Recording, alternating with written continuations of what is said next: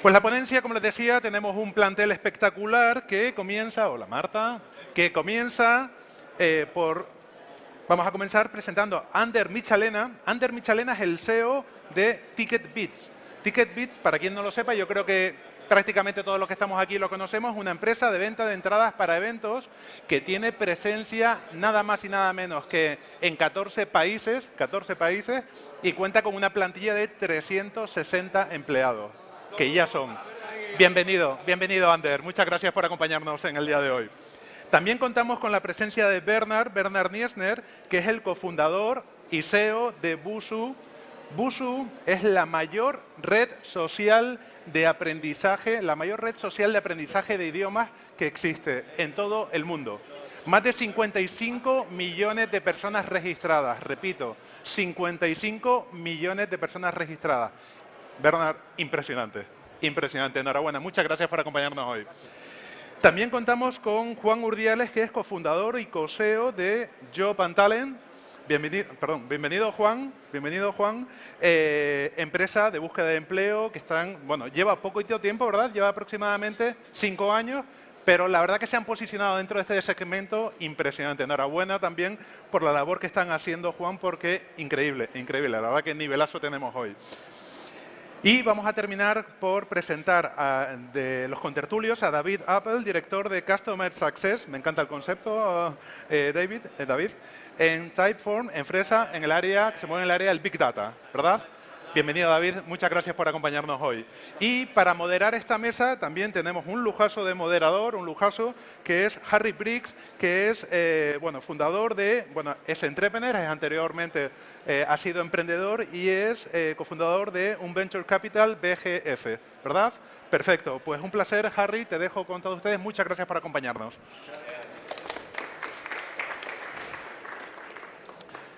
Is this working? Yes. Gracias. ¿Podemos hablar inglés, por favor? Gracias. Okay. So thank you all for coming. My name's Harry, as you heard, and we're talking about scaling up, how to capture and retain talent as you grow from the kinds of companies that my venture fund might invest in when you're perhaps 10, 15 people, to that next stage when you're like 30 people to beyond to the 100, 300 people. I think it'd be helpful to just start with quick intros from each person in terms of how far you've got to date, just a quick outline of your company and when you founded it and how many people you have today. Yeah, is it working? You just have to give him a second. Hello, is it working? Yep. Yeah, all right, okay, perfect. So basically, I'm Ander Michelena, founder of Ticketbis. We launched a company 5 years ago. And the business, we are a marketplace where fans can buy or sell tickets. And the business has grown from me and my co-founder 5 years ago to 360 people in 14 offices around the world. We operate in 40 countries right now. So definitely I know a little bit about scaling the business, or at least I've suffered it. So. Great.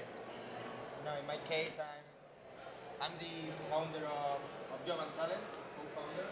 Just a second. I don't know if... Okay? Yeah. I'm the co-founder of Job and Talent. We started the company back in 2009. We were 10 for like the first 3 years. Then we started to grow the team, and right now we are 110 people spread into 3 different offices here in Europe and Latin America. Cool. Hello? Hello? Bernhard? Working now? No? No? No Hello? working, no working? No. 1, 2, 3. There we go. Hi, my name is Bernhard. I'm the CEO and co-founder of Busuu.com. As mentioned, we are a social network for language learning. And we started the company initially here in Madrid in the year 2008. So I still have very good memories of Spain, and I'm missing a lot the sun and the tapas. And in 2012, we actually decided to move the entire company over to London due to the fact that we found it quite difficult to scale the business here. So we took the entire team, put them into a moving van, moved them over to London, and now scaled up the company. So at the moment, we are 35 people, and we're planning to be around 50 by the end of the year. Hello. Yeah, okay. Hi, everyone. My name is David Apple. I'm in charge of customer success at Typeform. I joined Typeform about a year ago when there were about 15, 20 of us. There's now 50 of us. We're all in Barcelona. And we want to grow by the end of next year to 120, mostly in Barcelona, but also opening an office in San Francisco. So as you can see here, we've got from 35 people to 320? 360, sorry. So let's start with what have been your best sources of talent to date, and any particular tricks or methods that you've used that other people here could learn from to get great people to join your team. And why don't I start that with you? Juan. It's in the wrong order. Well, our case is quite particular because we run a job platform. So we divide like two types of hirings. In the case of like operational profiles, we use a lot our own platform like Job and Talent for junior people up to managerial people in Job and Talent. And then for engineers, what we use is our proper engineering team. That's the best source. We have actually an engineering committee, an engineering recruiting committee that has a weekly meeting to talk about the pipeline of hirings. So we're bringing right now engineers from all across Europe, and we use our internal team to attract all these engineers and to get like the first interviews on board, because we have seen that the rate of response is 10 times higher when those guys are approached by another engineer. So that was a thing that actually changed completely our talent attraction in the most valued type of professional that we have. That is, of course, the engineering people. Well, how about you, Ander? You've obviously you've had to attract talent in 40 countries. What tricks have you used to do that? Basically, as Juan was saying, we also divide depending on what roles. More junior roles is basically we have a proper HR department that is like 6 people now, and they basically are the one who put in places like Job and Talent. We use Job and Talent a lot to get curriculums, get the first screen, and then we cover those roles. So those are easier. When you get to higher positions, for example, now I'm spending around 30% of my time actually attracting talent. That's what I spend 30% of my time trying to hire. I have identified 3-4 positions that are key for us. For example, a head of product, a VP of technology, stuff like that are really key for us. And I'm actually the one, who is actually trying to get those guys. Because as Juan is saying, when you are the one who approaches these guys, they're much more keen to talk to you. It's an HR department like, okay, I'm not even going to bother to talk to you, right? Yep. So it's a lot. When you want to hire very high talent, my personal advice is actually you should go yourself to try to get that talent. When it's at lower levels, it's something that can be delegated on the organization. And for the IT team, we have something similar. But what we do is we have hired one developer who is actually full-time hiring engineers. That's what it is. So his only mission is to hire. So it's basically we integrate an engineer into the HR department, and it's working great for us. And what's the longest that you've ever kind of worked on someone before they eventually said yes? You mean the higher role? When you reached out and you've got to know them? Actually, the new roles that we're trying to cover now, one is, for example, we're trying to get one guy who is now working in Rocket Internet. It's been hard to get him out, but we finally, I just closed it last week. And the commitment is he's going to join in 6 months. Before that, I was like talking to him. I even went to Berlin, fly to Berlin, talk to him, etc. I did that for 3 months. It takes time, but if you want him and you are persistent and they see that there is going to be a good position for them, you can get him. So the key is to identify who you want and actually start talking to him and spend time. Right? So focus and determination. Right. Anything to add from you, Bernhard? Yeah, so we also believe that... Hello? Yeah. So we also believe that the employees are the best ambassadors for our company. So we have an employee referral scheme, and we pay £1,000 for every hire we make via an employee. And by the way, we also paid for external people. So if someone in the audience recommends someone we end up hiring, we would also pay £1,000. Nice. By the way, one of the companies I work with takes that to a slightly different level where, yes, you get a bonus if you refer someone, but you have to spend the bonus internally in the company, which I thought was quite cool. So you get £2,000 to spend on anything that is in some way beneficial to the employees of the business, which is kind of nice. Should we move on to the next one? So so as you grow, obviously, just hands up in the audience. Who here is an entrepreneur? Entrepreneurs, hands up, great. And how many of you are 10 or fewer people? And how many of you are more than 30 people? Okay, so we're mostly at the sort of smaller end or the middle, the sort of medium size. So it'd just be interesting, particularly from people who've scaled in larger organizations, what are the key kind of people you've had to upgrade in the team when you've gone past those sort of 20 people, 50 people hurdles? Right. Should I start? Why not? Okay. Well, in our case, basically, at the beginning, the structure is very flat. So you start with yourself and working there with everybody. At some point, you need to hire what is going to be the directors, who then have their structure below. That can work until you have around 50, 60 people. But when you scale larger than that, then you need to put a third, somebody in the middle between directors and the team, because if not, it's impossible to manage more than 8, 9 people. So that's when you put another layer. I would say the next phase is where we are used now, that basically we're over 300 people, and what we need now is use very, very top talent in some specific position. And what we're doing is adding one layer between us and the director that are currently now, we're just adding another layer of very high experienced talent. And that's what I'm working on getting. So the hiring I was talking before is COO, CPO, what those yes, sorts we of have people? those roles covered, but it's more VP of technology, for example, okay. VP of marketing, SEO, communication. So roles extremely senior guys. The other people are going to still below, but can bring a lot of experience in other companies that can bring that into the organization. Because the current directors, they have been growing the company, they know very well their jobs, but they haven't seen any other projects. I want to bring that fresh talent, and that's what we're doing now. Okay. David, yes, experience of different kinds of roles needed, because you've just hit 50 people at Typeform. Yeah, sure. I think for us, the rule of thumb is kind of, it's hard to manage more than 10 direct reports. So, can you hear me okay? So, for my team, we just hit 10, and I'm already feeling that, so I know I need to build another level of management within my customer success team.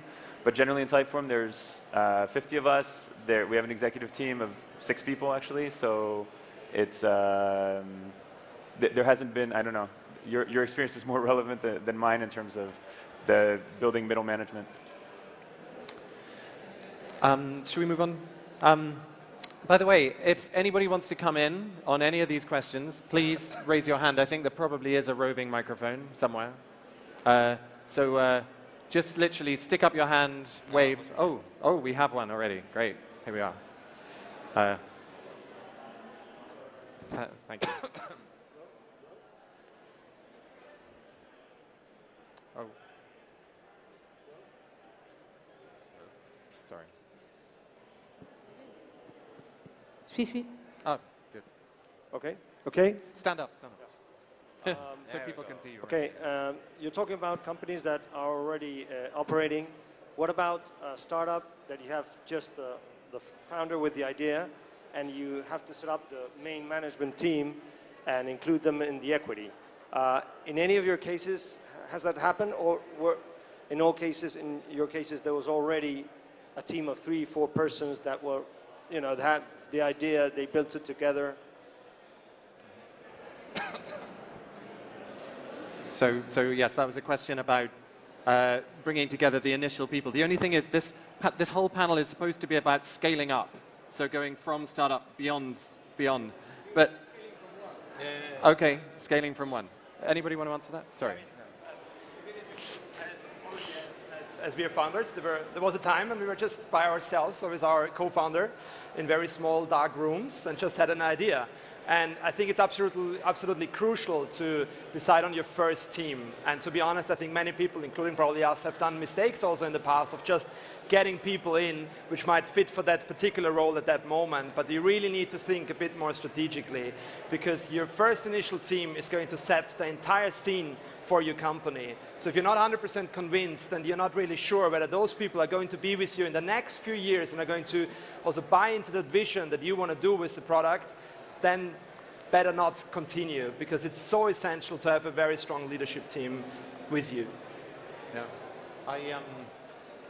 I have a bit of personal experience in this, in that when I did my startup, we were 2 co-founders, we handled a lot, but the first 2 or 3 hires we hired, because we had very little money, were very, very junior and quite rapidly needed to be replaced, and that meant a huge hiatus. And if I had my time again, I would aim higher sooner, which I think all these guys have done, but I certainly learned the hard way.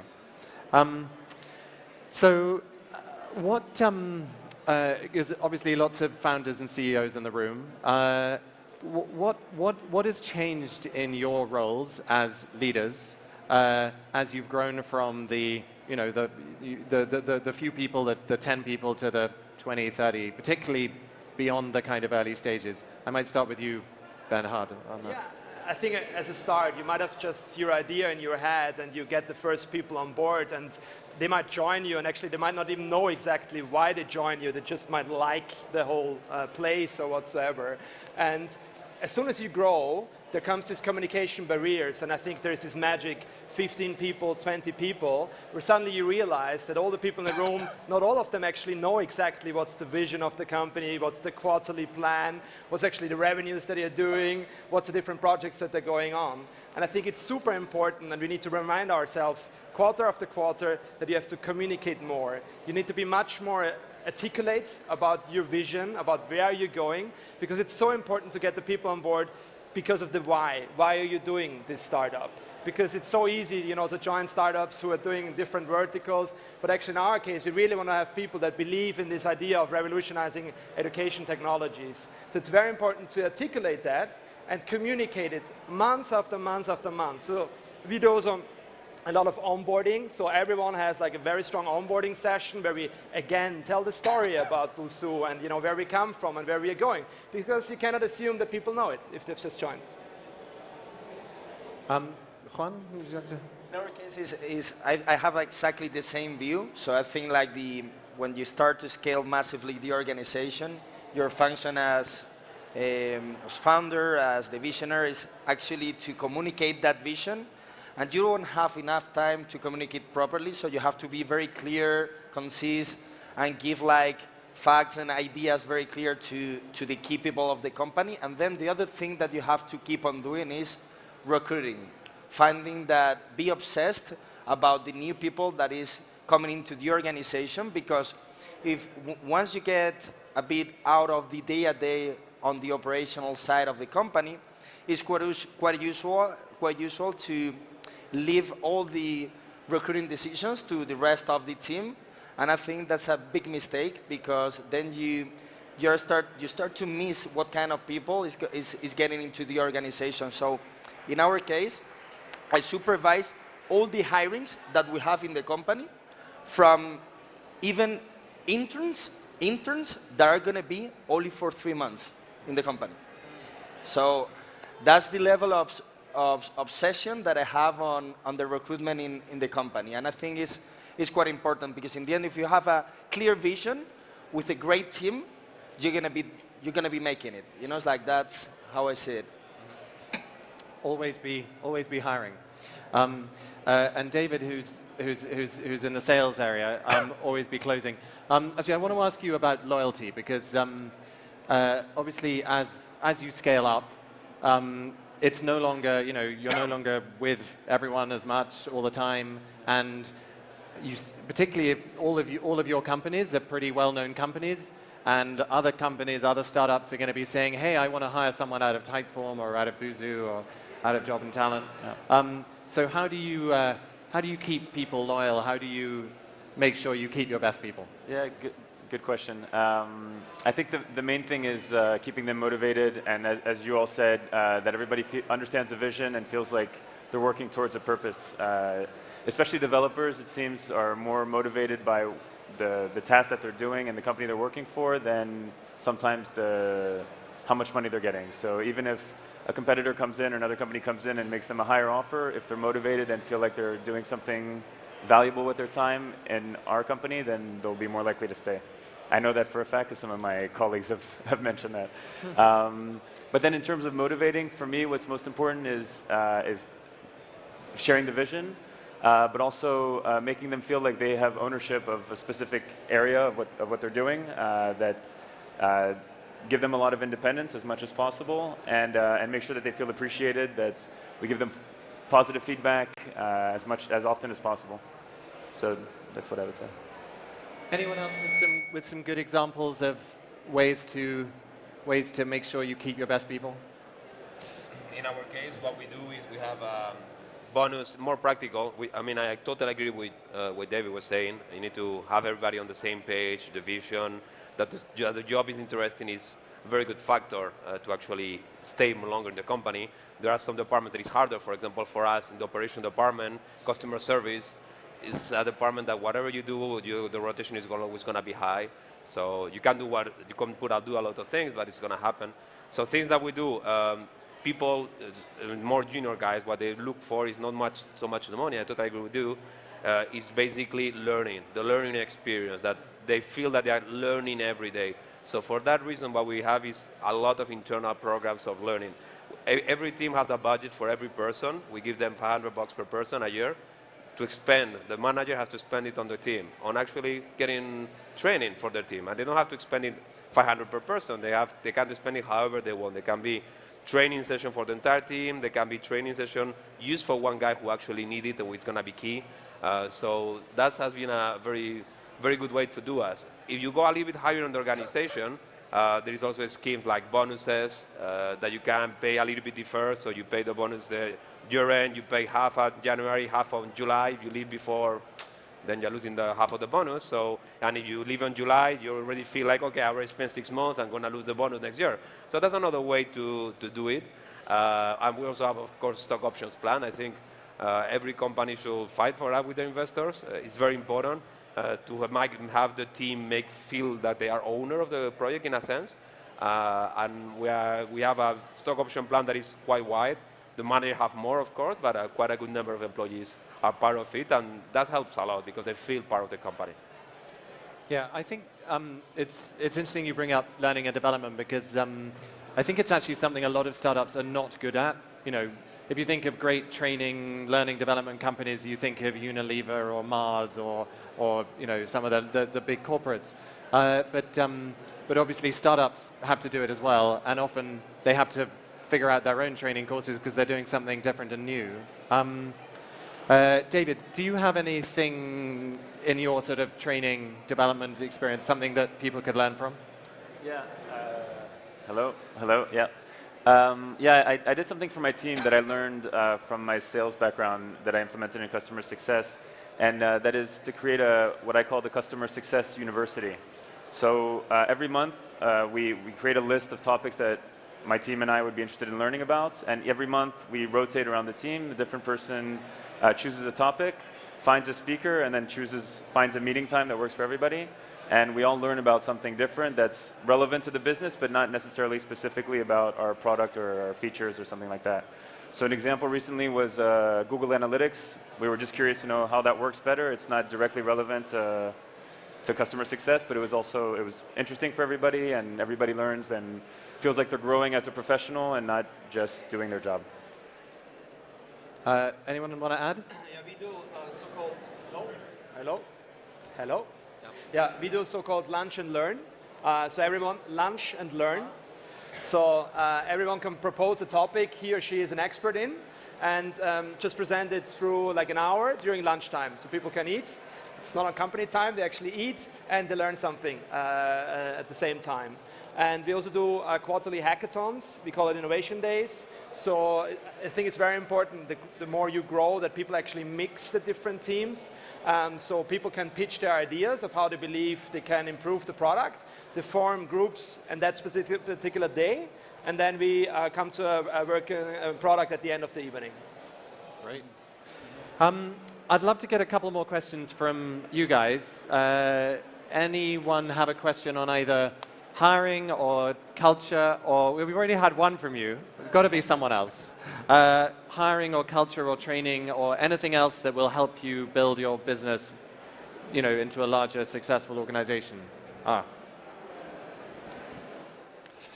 please just stand up so people can see.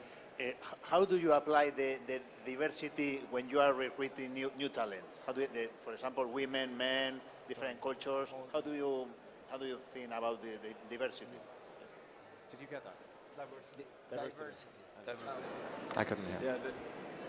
Sorry, I couldn't hear that. What was that? How do you apply the diversity when you are recruiting new talent? Okay. Diversity. As a group of 5 men on a panel, how do you apply diversity? Well, in our case, we operate in 40 countries. So in Madrid office, we have like 35 different nationalities. So it's extremely diverse. And we just don't think about it. We don't think about what it is, who you are, a woman, a man. It doesn't matter. It's all the same team. Everybody's treated exactly the same. And I guess that's the way we do it. It's with the culture of the company. We're extremely international and such a melting pot in the office that everybody sees it as normal. And actually, it's one of the coolest things of working at Ticketbis right now for the people, that they see so much a shock of different culture, language, etc. That they really like it. Is it something anyone else is thinking about particularly? Diversity? It's almost the same. Not, yeah. People think in the current, the good thing about startups is that, it's like we completely, you recruit based. Sorry. Yeah. Turning it off. Sorry. Hello? Well, There you go. it should be on. It should be on. I think that the startup world is based on meritocracy. So you just hire people that has the right skills for the positions, and the fact that we have like more flexibility than a lot of companies is key to attract different people from any kind of nationality. For example, in our case, we have 12 nationalities right now in the company, and we have amazing programs for pregnant women that because we don't want to have like a strict culture and in this case, and we're attracting people from 21 years old to 62. That is our older employees. So, and the key thing is that because of everyone is pushing together, you have a lot of interaction between different profiles, and that helps us to, when it comes to recruiting, not be biased by any example of only hiring young people or men or women. We can hire anyone because of what we have right now is a very varied employee team. Good. Thank you for that. I think we should finish with. Let's have another question. Brilliant. Yes, thank you very much. My name is Nastya. I'm wondering about one specific topic. Most startups now, they have distance teams. Could you think about that? Probably more tips and advice from you guys about how to manage those teams, how to capture talents when your team members are very far away from your head office or main office. Great question. Thank you. Who'd like to take that? Teams that are distant. Yeah, just, you I imagine have lots of distant teams. So how do you manage people a long way away? Yeah, it's a very good question, and it's hard. It's hard because that's one of the key things we're saying here. The communication is key, and it gets much harder when the teams are abroad. We have now in Ticketbis we have 14 offices, and even in Madrid, Bilbao, we have 2 offices. We see friction of communication. So imagine the office in Latin America or Asia. So it's hard, but what I can say is try to communicate the most you can. The quarterly limit is saying even more if you can. Schedule meetings all the time. Skype. Have a good place to have a conference. Not only make voice, but also see the faces. That also helps a lot. We did an investment in how you call it, Google. No, there is a tool that Google has that actually is a. Yeah. Okay. Well, it's basically a tool for video conference of Google. It's not that expensive. You can put it in the two offices, and actually, it's such a good quality that you feel you are talking to the person in the face. So that really helps. It seems like a small thing, but that really helps to feel much closer to the other person. Go for it.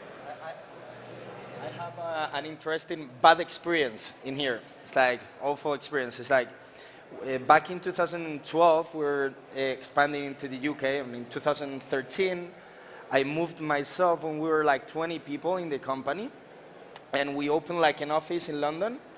We grew to 8 people, and then I realized, you know, when I was traveling, I realized how different the culture between the Madrid office and the London was, although I was in the London office, and you know, so I think that it's very dangerous to scale and to start different offices when you don't have a strong culture in your headquarters, when you are not 60, 80, 100 people. So I always recommend to start growing the business and opening new office once you have a clear company culture that you can transmit to those other offices, because otherwise you can really crash your company culture, because you'll have like one type of culture in an office of 10 people, another one in 20 people in the headquarters. And I recommend that, you know, wait until you can in your headquarters, do as many things as you can on the distance, and then if you don't have any other option, open an office in the distance. Thank you, Juan. Just to finish off, we are sort of out of time, but I'd like just one 30-second example of something you've done to build culture, an event or an activity that has really been great for culture building in each of your companies, starting with you, Ander. Okay. Let's see. Well, I think I cannot think right now of any specific event, but I think the best way to transmit culture is that you, as a CEO or founder, you are the one who actually live with that culture. For example, in our company, we have a set of values, and the key for us, for me and my partner, is actually to do exactly those values and follow them. For example, we don't have an office. We are seated with everybody in the same place, exactly the same chair, exactly the same computer, in the middle of the floor with this room. There is 150 people. Why are you sitting there in the middle? We're accessible to everybody. And that's the kind of thing we want to transmit, okay? So in our case, the way we have transmitted the culture is actually, for us, leading by example. Great. In our case, there is 2 things that we do.